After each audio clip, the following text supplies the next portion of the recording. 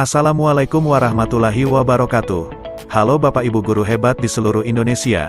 Saya Iman Nur Zaman, calon guru penggerak Angkatan 9 Kabupaten Majalengka. Di video ini saya akan menyajikan tugas aksi nyata modul 1.4 yaitu diseminasi budaya positif di sekolah.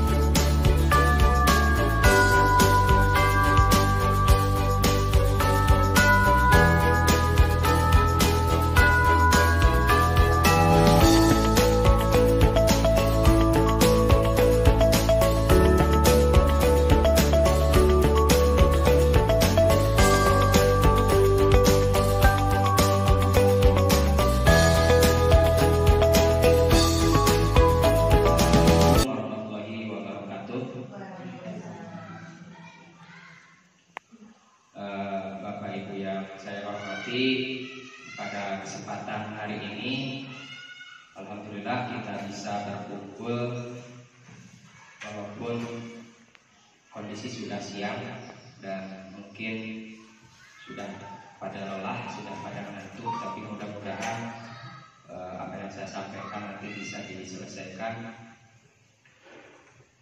Bapak Ibu, kali ini saya ditugaskan dalam kegiatan program guru penggerak.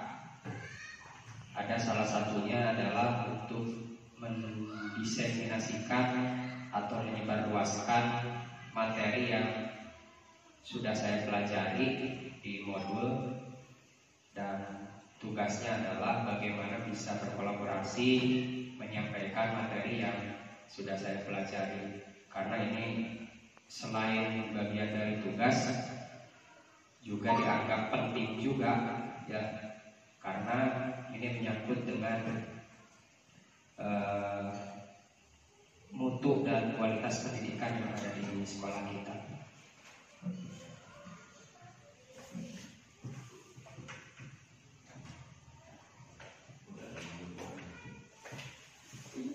Bapak Ibu, di sini saya akan menjelaskan mengenai bagaimana penerapan budaya positif. Perlu diketahui bahwa di sekolah, khususnya di sekolah kita ataupun secara umum di setiap sekolah, itu suka dibahas mengenai bagaimana kita bisa menerapkan budaya positif. Cuman permasalahannya, kira-kira apa budaya positif itu? Ya, nah budaya positif itu bisa kita pahami bahwa budaya positif adalah pembiasaan yang dilakukan di sekolah, ya, di sekolah, untuk menumbuhkan karakter murid dengan nilai-nilai dan keyakinan sekolah. Dimana kalau di kurikulum yang sekarang mungkin lebih merujuk kepada keyakinan pada profil pelajar Pancasila. Walaupun di sekolah kita baru 2 kelas yang sudah menerapkan kurikulum Merdeka, ya, tapi insya Allah nanti di kelas-kelas yang lain juga akan diterapkan. Nah, budaya positif ini tentunya tidak bisa berjalan, ya, tidak bisa dilaksanakan tanpa adanya upaya dari guru, ya, guru sekolah dan juga siswanya. Oleh sebab itu, untuk mewujudkan budaya positif, ya kita harus berkolaborasi gitu, antara komunitas belajar yang ada di sekolah kita. Nah, apa saja contohnya budaya positif? Ya, yang pertama diantaranya adalah contohnya ada gerakan literasi, yaitu membaca, di mana di sekolah kita barangkali walaupun tidak ada kelas khusus atau perpustakaan khusus, tapi bisa diterapkan di kelas masing-masing. Kemudian adanya kegiatan ekstra, ya, misalnya pramuka atau yang di kita mungkin ya pramuka, kemudian di PAI itu ada kegiatan keagamaan seperti kultum, kemudian sholat duha berjamaah, dan kegiatan-kegiatan yang lain yang sekiranya bisa kita laksanakan dan sudah dilaksanakan. Nah, itu adalah budaya positif dari kegiatan ekstra. Kemudian kegiatan pembiasaan awal dan akhir proses pembelajaran.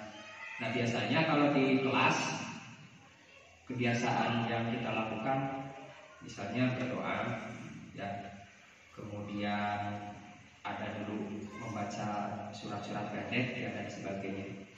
Itu kebiasaan-kebiasaan di awal dan di akhir. Kemudian membiasakan perilaku baik yang bersifat spontan. Misalnya dalam bahasa, dalam perilaku, ya kita harus terus memantau anak, ya supaya ya si anak terus berlaku atau bersifat sopan. Dan yang kelima, menetapkan tata tertib. Ini contoh-contoh dari budaya positif. Nah, dari kesekian kegiatan-kegiatan dari budaya positif itu ada 8 konsep dari budaya positif. Artinya budaya positif itu bisa dilaksanakan kalau kita bisa memahami konsep-konsep ini. Yang pertama ada perubahan paradigma belajar, terus yang kedua disiplin positif, terus ada nilai-nilai kebajikan, kemudian memahami kebutuhan dasar manusia, kemudian motivasi perilaku manusia, kemudian memahami posisi kontrol guru, kemudian membuat keyakinan kelas, dan menerapkan segitiga institusi. Nah, kita bahas satu-satu walaupun nanti saya jelaskan secara singkat saja, ya. Yang pertama, perubahan paradigma belajar.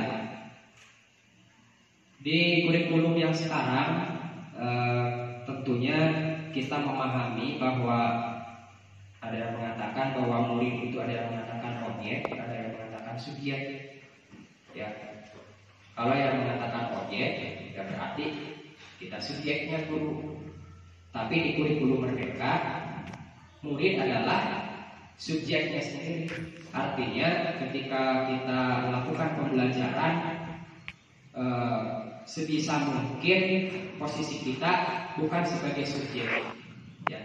Apalagi kita memahami ada pembelajaran berdiferensiasi, artinya kemampuan anak, bakat anak, potensi anak itu di kelas kan berbeda-beda.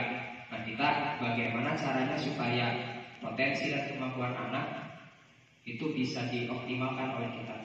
Bahkan Ki Hajar Dewantara mengatakan bahwa tugas guru adalah menuntun kodrat yang dimiliki, baik kodrat alam ataupun kodrat zaman. Artinya kodrat alam adalah kemampuan bawaan, misalnya kecerdasannya, ya karakternya. Kalau kodrat zaman adalah kemampuan mengimbangi zaman. Nah, bagaimana kita bisa sebagai guru memposisikan sebagai menuntut, tidak menuntut, ya. Biasanya kalau pembelajaran yang dulu, ya kita terbiasa dengan tuntutan-tuntutan ke anak, misalnya dengan tugas dan sebagainya, sehingga ya anak menjadi stres gitu. Bahkan mungkin saja dalam pembelajaran jadi tidak menyenangkan. Nah, kalau menuntun artinya kemampuan anak yang berbeda-beda kita bisa mengarahkan. Oh, si A misalnya bagus di bidang apa, bagus di bidang apa. Nah, tinggal kita mengarahkan potensi anak yang tadi sehingga menjadi kekuatan bagi dirinya di masa yang akan datang. Nah, itu perubahan paradigmanya. Nah, yang kedua, di kurikulum Merdeka kita juga memahami adanya profil pelajar Pancasila yang mungkin sama guru kelas 1 dan guru kelas 4 sudah diterapkan. Insya Allah di kelas-kelas yang lain juga diterapkan.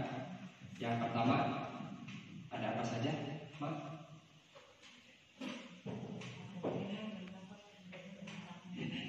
Udah baik huruf. Beriman, bertakwa pada Tuhan yang Maha Esa. Kemudian ada berkebinekaan global, terus mandiri, gotong royong, bernalar kritis, kreatif. Kalau beriman dan bertakwa itu sudah tentu, kalau di sekolah itu sudah diterapkan, bahkan ada di visi misi. Kemudian berkebinekaan global, artinya apa? Berkebinekaan global artinya kita sebagai guru itu harus mengajarkan ke anak bagaimana caranya supaya bisa saling toleransi atau saling menghargai, sebab di sekolah itu kan sifatnya heterogen, artinya berbeda-beda, termasuk misalnya ada agamanya yang berbeda, atau kita wajib sebagai guru mengajarkan untuk mandiri kepada anak. Terus bergotong royong artinya membantu siswa, saling membantu, bekerja sama. Bernalar kritis artinya siswa diharapkan ketika mendapatkan materi pembelajaran atau apapun tidak langsung ditelan mentah-mentah, ya. Jadi yang bernalar kritis itu kalau di kelas mungkin banyak bertanya itu tidak apa-apa, ya. Seperti si Tony dan Bapak Taros, barangkali si Tony bernalar kritis, ya. Dan itu kita apresiasi. Ulang kalah dicarekan, ya. Sebenarnya ya kalau kita tahu ya ternyata itu potensi gitu ya. Terus kreatif itu ya mampu menciptakan sesuatu yang baru, ya mampu mengubah hal-hal yang tidak bermanfaat menjadi bermanfaat. Nah selanjutnya ada miskonsepsi tentang makna teori kontrol. Di sini ada ilmuwan bernama Dr. William Glasser bahwa ternyata selama ini ya guru-guru selalu berilusi atau selalu terus juga kritik itu bisa membuat orang merasa bersalah dan dapat menguatkan karakter. Kemudian yang terakhir orang dewasa memiliki hak untuk memaksa. Nah ini yang kadang-kadang kita sebagai guru beranggapan seperti itu kepada murid. Jadi mau dibahas agama murid guru jadi sosok raja anu kudu dituntut sepenuhnya, ya berkuasa gitu. Padahal tidak seperti itu. Nah ada dua konsep. Yang pertama stimulus respon dan teori kontrol. Kalau stimulus respon artinya kita memberikan rangsangan baru anak merespon, ya mau positif mau negatif responnya begitu. Yang maksudnya stimulus itu ya berarti guru anu mengendalikan gitu. Nah sementara teori kontrol itu digunakan ketika kita menghadapi siswa A, siswa B, siswa C misalnya dengan kondisi yang berbeda-beda. Nanti kita posisinya sebagai apa? Nah nanti di akhir itu ada penerapan teori kontrol dan ada videonya bahwa apakah kita di sekolah itu sebagai penghukum, apakah di sekolah itu kita itu sebagai pembuat merasa bersalah, atau bahkan kita sebagai teman gitu ya di kelas itu, atau misalnya sebagai manajer. Nanti di akhir ada. Jadi kita sebagai guru ya tentunya harus paham bagaimana kita posisi di kelas atau di sekolah, sebagai subjek tadi atau sebagai objek. Ya. Nah selanjutnya di sini ada disiplin positif. Untuk menanamkan disiplin, ya tentunya kita harus yang idealnya kita harus menjadi contoh. Tidak mungkin disiplin itu bisa diterapkan, apalagi disiplin positif dengan paksaan. Walaupun sebenarnya bisa saja kita bisa menggunakan hukuman, memberikan hadiah, ya untuk menjadikan orang disiplin. Ya, tapi dalam konsep ini hukuman dan hadiah ternyata disalahkan gitu dalam teori ini. Sebab kenapa? Hukuman dan hadiah itu sifatnya hanya sementara. Artinya kalau misalnya kita menyuruh anak misalnya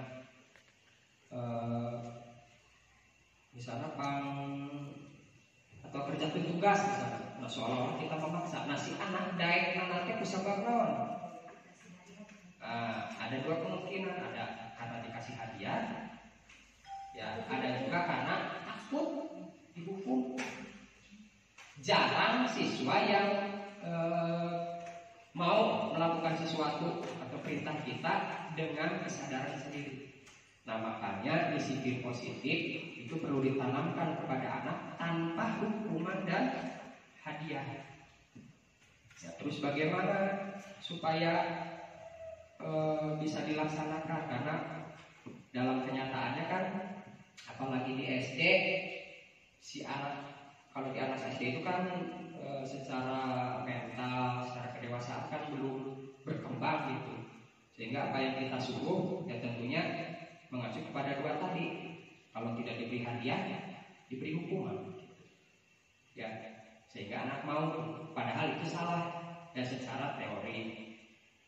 Waktu saya UPOL kemarin ada pertanyaan begini, kumaha cenah kalau di sekolah ada siswa misalnya sampai memakai narkoba, apakah perlu diberikan hukuman atau tidak? Nah ternyata jawaban fasilitator teh, aku guru mah ulah dihukum. Kalaupun acara bendera itu melihat ada siswa yang ketinggalan gebuk Pak Ika di cepretan di depan anak yang lain gitu. Sehingga yang terjadi bukan nurut, tapi kalau dendam ya. Nah mungkin itu salah satu kesalahan kita ketika menerapkan disiplin positif ke anak. Nah, apa manfaatnya disiplin positif? Yang pertama, membangun kepercayaan diri anak. Jadi anak sudah menyadari dengan sendirinya, maka anak punya kepercayaan diri tanpa disuruh. Terus yang kedua, dapat mendukung kemandirian anak dan rasa bertanggung jawab atas dirinya. Jadi si anak teh sadar gitu, apa yang dilakukannya misalnya salah, si anak mengubah perilakunya menjadi lebih baik. Terus dapat mendukung lingkungan yang lebih baik. Nah, disiplin positif ya tujuannya adalah untuk menerapkan nilai-nilai kebajikan, di mana nilai-nilai kebajikan secara universal nanti ada bisa dilihat, dan juga untuk menumbuhkan motivasi intrinsik bukan ekstrinsik. Nah, kalau intrinsik tadi motivasinya, kalau dalam profil Pancasila tadi ada disebutkan misalnya beriman, bertakwa, kemudian mandiri, bernalar kritis, berkebinekaan global, bergotong royong, kreatif, kemudian ada juga toleransi, rasa hormat dan sebagainya. Nah, ini nilai-nilai kebajikan yang bisa diterapkan untuk menumbuhkan disiplin positif. Jadi ini contoh-contohnya ini seperti ini. Ya, nah bagaimana supaya kita bisa menerapkan ini? Ya, sama berarti tugas kita sebagai pengajar, bagaimana caranya menanamkan ke anak dengan budaya positif tadi, disiplin positif. Dan yang paling ideal kalau menurut saya itu adalah dengan memberikan contoh yang baik. Sebab ada yang mengatakan guru itu kan digugu dan ditiru, artinya setiap yang kita lakukan yang mungkin secara tidak langsung akan ditiru oleh anak tanpa kita misalnya menyuruh pun gitu ya. Ulah narkoba. Ya kan sok kadang ieu ibarat mau di kelas agama ada disiplin positif.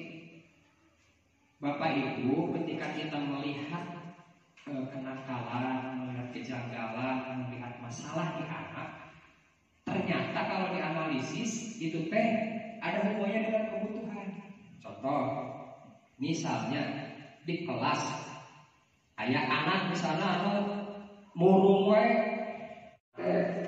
puluhan kali itu langsung disarekan, terkecuali lampuran ke emosi gitu ya. Ya bisa saja seperti itu. Tapi misalkan kalau melihat kejanggalan atau misalnya keanehan di kelas, tapi ayah hubungannya dengan kebutuhan. Atau si anak ayah mencing-cing satu ayah, waktu perhatikan misalnya, tadi itu kali gue, ya ternyata itu teh ada kebutuhan yang harus dipenuhi oleh anak, gitu ya. Nah apa saja? Nah yang pertama ada kebutuhan bertahan hidup. Bisa bertahan hidup itu maksudnya kebutuhan fisiologi, kebutuhan makan, minum. Mohon maaf kalau orang dewasa itu kebutuhan biologis, yaitu kebutuhan bertahan hidup. Kalau tidak terpenuhi, ya akan berontak. Kalau lapar berarti kan pasti akan mencari makanan. Ya, kalau tidak terpenuhi kebutuhan biologis,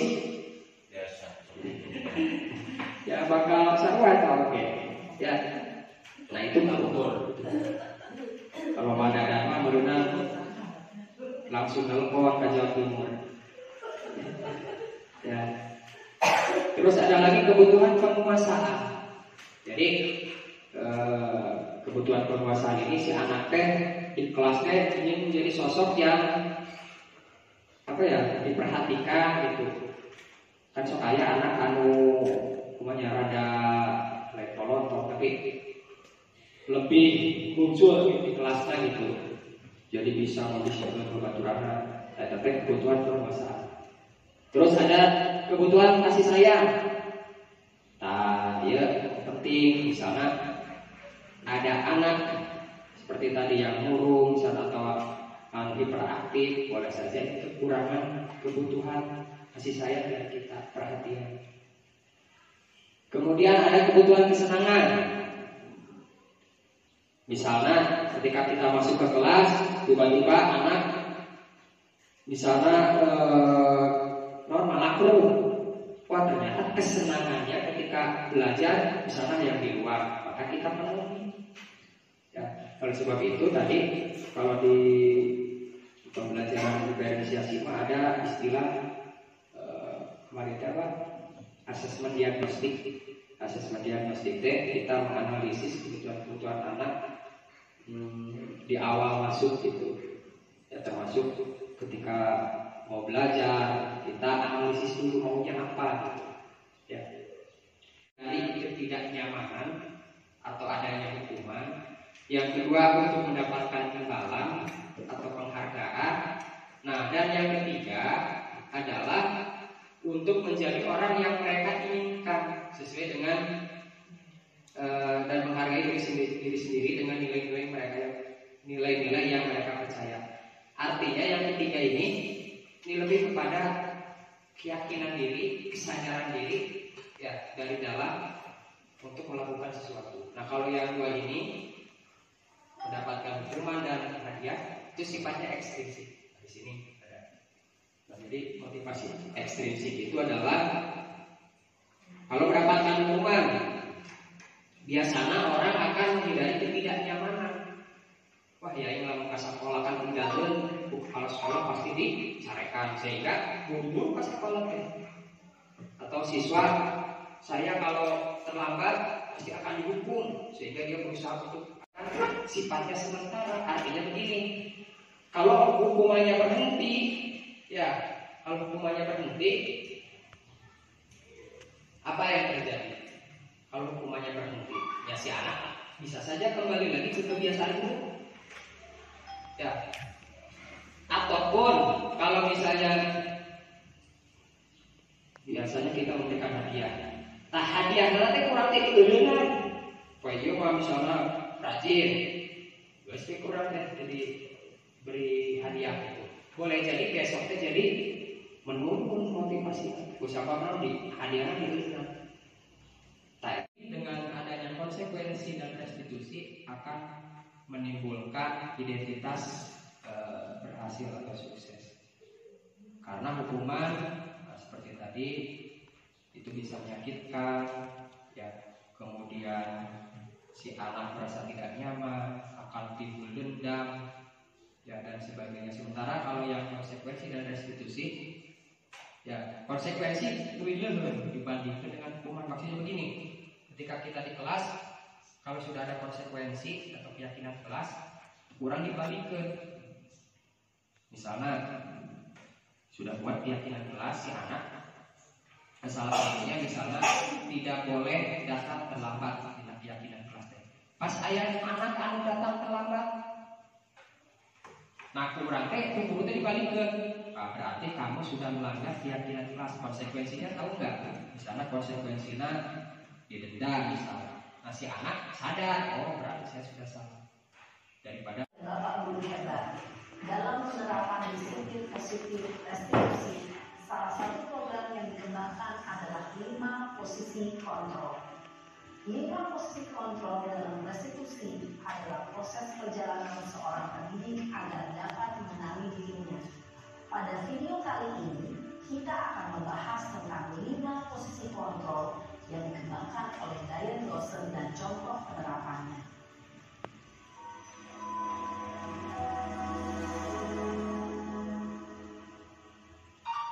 5 posisi kontrol itu adalah 1. Posisi penghukum, 2. Posisi pembuat merasa bersalah, 3. Posisi teman, 4. Posisi pemantau atau monitor, dan 5. Posisi manajer. Untuk lebih memahami kelima posisi tersebut, di sini ada contohnya, contoh kasusnya bisa dilihat dan melihat mana kelima posisi kontrol dalam menghadapi masalah tersebut. Yang pertama posisi penghukum.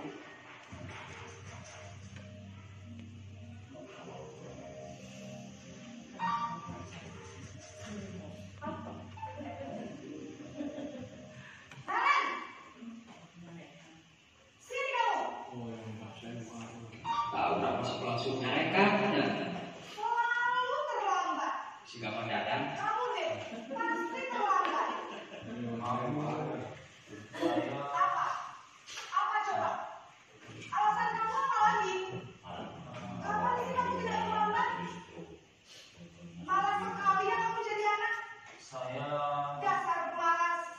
Langsung di Si kamu. judgement si anaknya. Berapa kali terlambat? Sana, kamu keliling lapangan basket 2 kali. Kenapa? Kamu malah bingung. Berani-beraninya jawab. Sudah terlambat, masih berani jawab pula. Sekarang, keliling lapangan basket 5 kali sekalian. Biar kapok. Cepat. Pergi sana ke lapangan basket.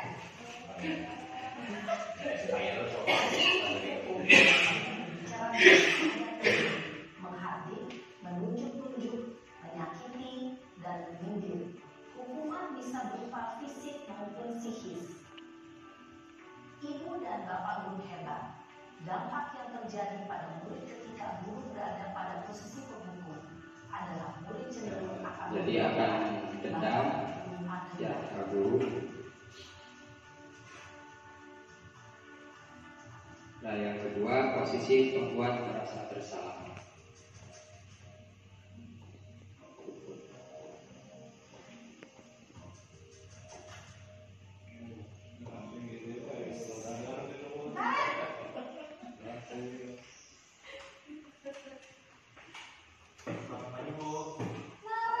Naren, kamu kenapa terlambat lagi, nak? Ya Tuhan, Naren. Kamu senang ya bikin ibu susah ya? Kalau kamu terlambat lagi, nanti ibu yang ditegur bapak kepala sekolah, nak. Disangka ibu tidak bisa membina kamu. Duh, gimana ini? Duh, Gusti Naren.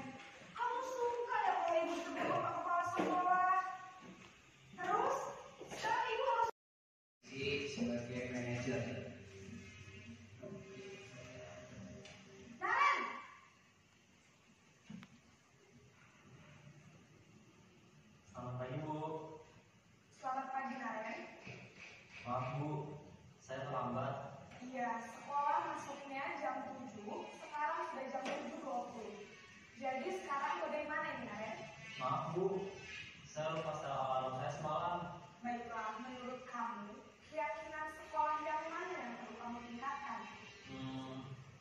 Menghargai diri sendiri dan orang lain mungkin ya Bu. Setuju. Jadi, apakah Naren meyakini prinsip saling menghormati tersebut? Iya Bu, saya meyakininya.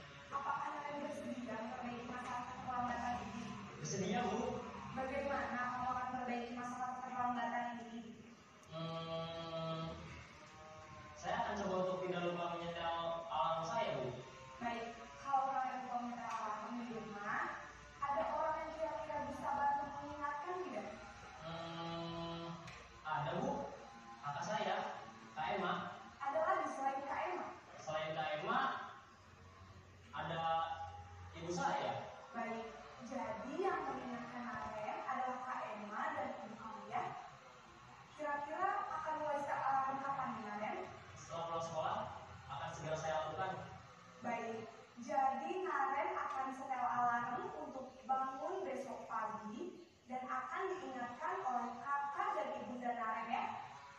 Ada lagi yang mungkin perlu dilakukan Naren agar tidak terlambat bangun lagi. Tidak ada Bu. Baik Naren, terima kasih untuk kerjasama kamu. Sekarang kamu perlu kembali ke kelas untuk belajar. Baik Bu, terima kasih. Posisi manajer adalah posisi kontrol yang disarankan untuk membimbing murid-murid. Nah, posisi manajer adalah posisi paling ideal yang harus diterapkan guru ketika menghadapi permasalahan anak. Cuman kadang-kadang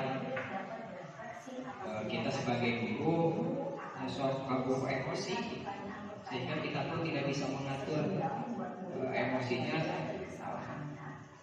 Akhirnya ya kita tadi sok langsung karena posisi pemukul. Ini contoh-contohnya ya. Adegan kelima posisi kontrol tadi. Kira-kira posisi mana yang paling ideal? Posisi Sedikit lagi.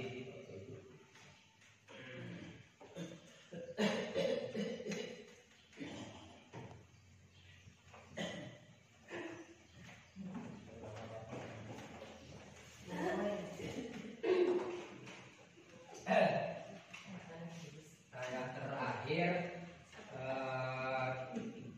Bapak Ibu, supaya disiplin positif dan budaya positif itu bisa dilakukan, tentunya langkah terbaik yang dilakukan guru mungkin yang tadi, supaya menjadi posisi manajer kita harus membuat keyakinan kelas, ya, membuat keyakinan kelas, di mana keyakinan kelas itu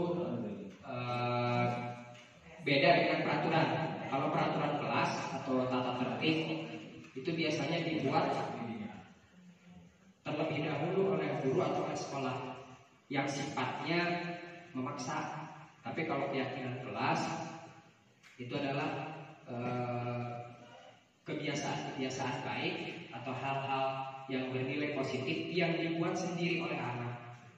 Ya makanya ya silahkan, barangkali kalau di kelas Bapak Ibu belum ada kesepakatan atau keyakinan kelas, tinggal dibuat saja.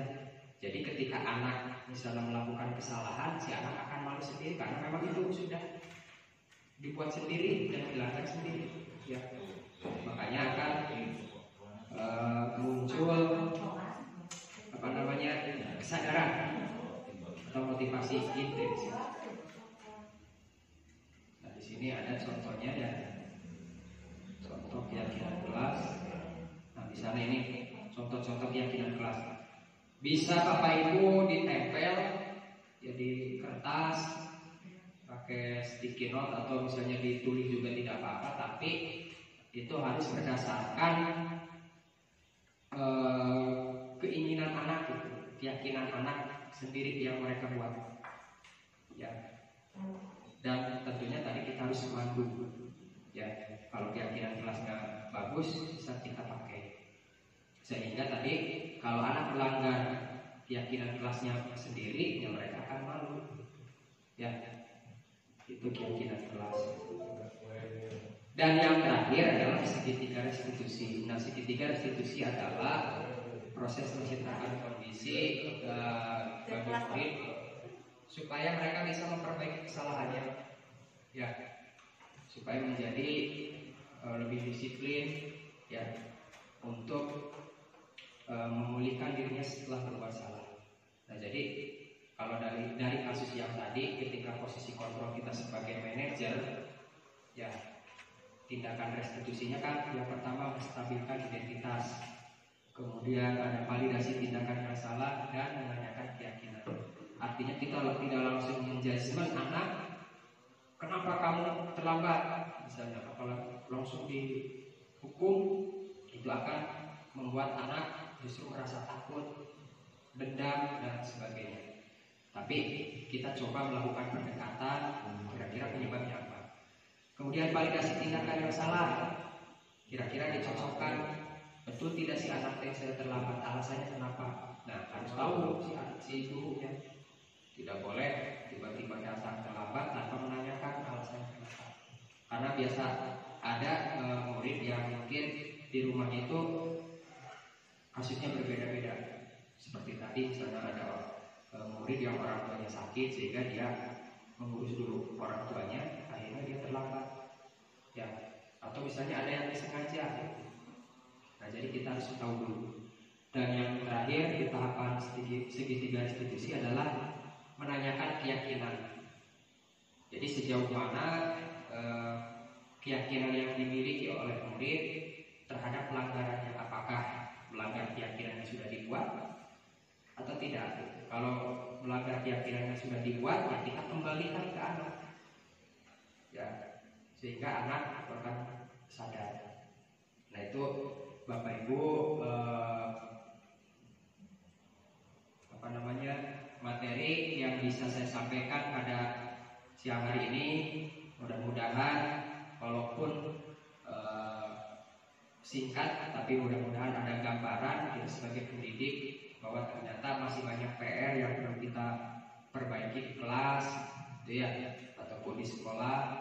Oleh sebab itu, tentunya untuk mewujudkan tadi budaya positif, nilai-nilai disiplin positif, dan bagaimana penanganan terhadap masalah-masalah yang timbul, tentunya kita harus berkolaborasi, ya, baik dengan rekan sejawat, dengan anak juga, dengan kepala sekolah, sehingga permasalahan-permasalahan yang kita hadapi bisa diselesaikan dengan baik. Barangkali Bapak Ibu, itu saja yang bisa saya sampaikan. Apakah ada pertanyaan atau tidak? Atau ada tanggapan? Cukup.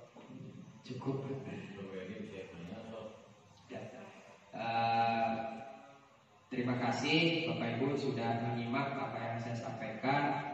Ya, mudah-mudahan bermanfaat, walaupun ini hanya bagian dari program saya mengikuti kegiatan program guru penggerak. Tapi ya alangkah baiknya kalau materi-materi yang tadi saya sajikan itu bisa diterapkan di sekolah kita.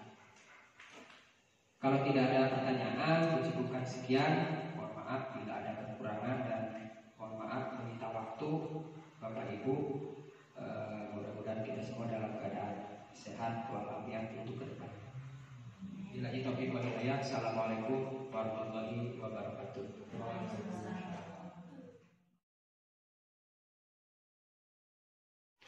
Assalamualaikum warahmatullahi wabarakatuh. Waalaikumsalam warahmatullahi wabarakatuh. Selamat pagi anak-anak. Pagi. Gimana kabarnya? Sehat semua? Atau ada yang sakit? Mudah-mudahan kita semua dalam keadaan sehat sehingga kita bisa belajar dengan nyaman, ya, tanpa ada gangguan. Baik, hari ini kita akan mencoba membuat keyakinan kelas. Nah, ada yang tahu apa keyakinan kelas?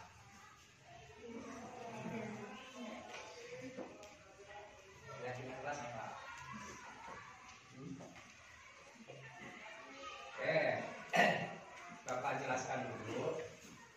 Kalian sebelumnya pernah mendengar kata keyakinan kelas? Kalau peraturan kelas pernah mendengar? Kalau tata tertib pernah mendengar?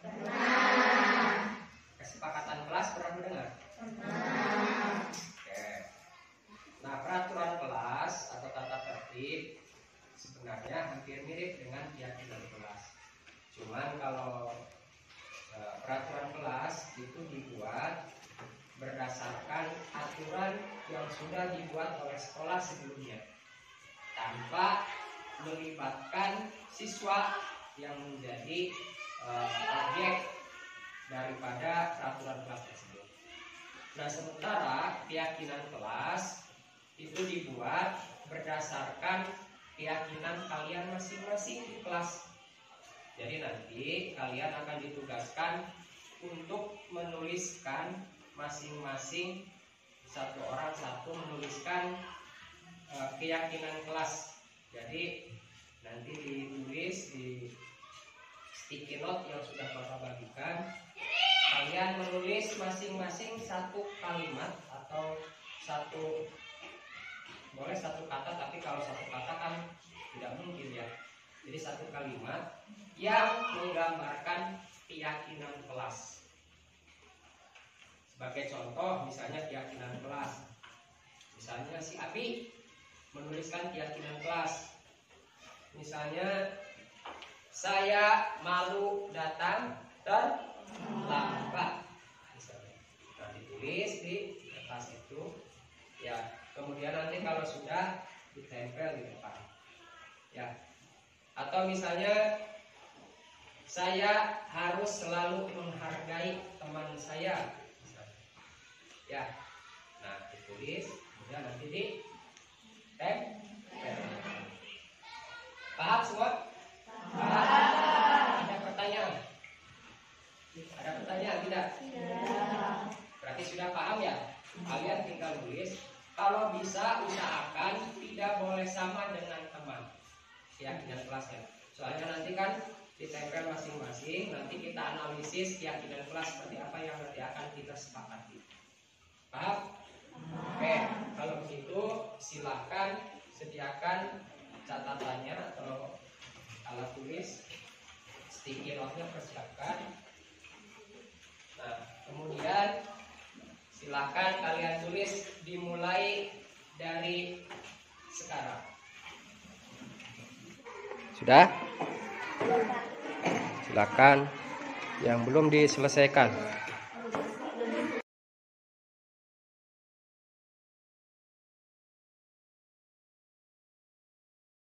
Tak, silakan. Yang lainnya silakan tempel. Sok enggal be.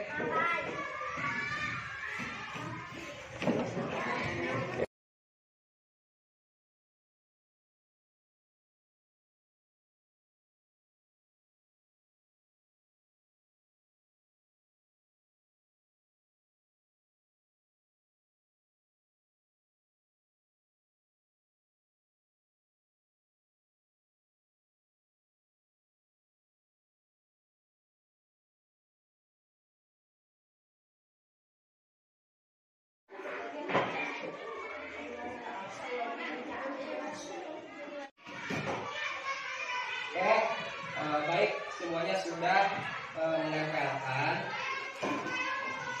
keyakinan kelas yang sudah dibuat oleh masing-masing.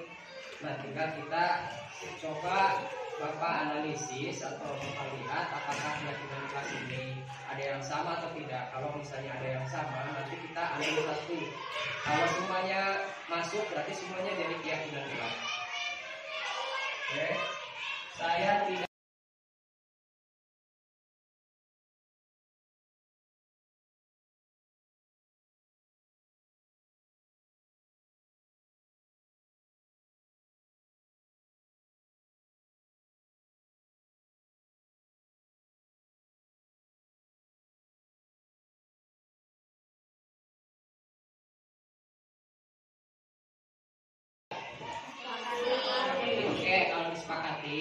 nanti Bapak buat semacam perjanjian dengan kalian. Kalian harus menandatangani bukti keyakinan kelas yang sudah kalian buat. Oke?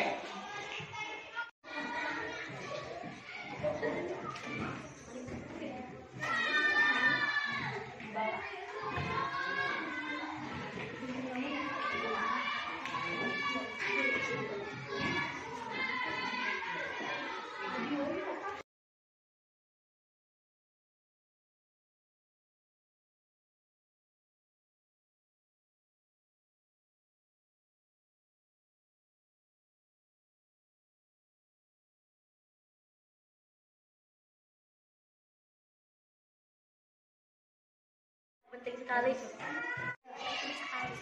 Ya, penting sekali.